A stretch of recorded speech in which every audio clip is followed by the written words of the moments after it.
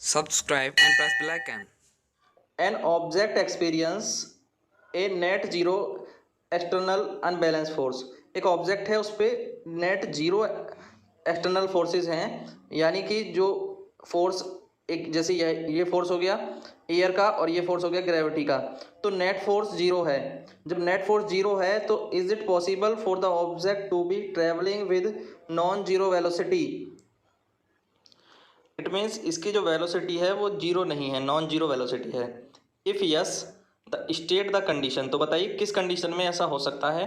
That must be placed on the magnitude, और उसमें magnitude और डायरेक्शन क्या होने चाहिए, वेलोसिटी के होने चाहिए। तो देखिए, तो किस केस में ये हो सकता है, क्या ये पॉसिबल है? बिल्कुल यस, ये पॉसिबल है।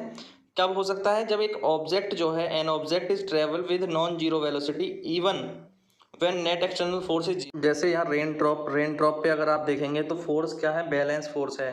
कैसे बैलेंस है कि जो ग्रेविटी का फोर्स है वो डाउनवर्ड डायरेक्शन में है और जो एयर का फोर्स है वो अपवर्ड डायरेक्शन में है। तो इससे जो दोनों फोर्सेज हैं वो बैलेंस हो गए हैं।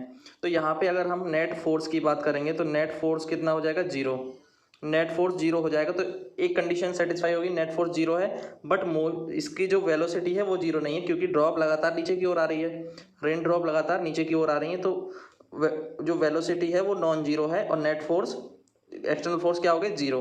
तो एग्जांपल हो गया, rain drop fall down with a constant velocity, the weight of the drop is balanced by the thrust up thrust and the velocity of air, तो the net force on the drop is zero.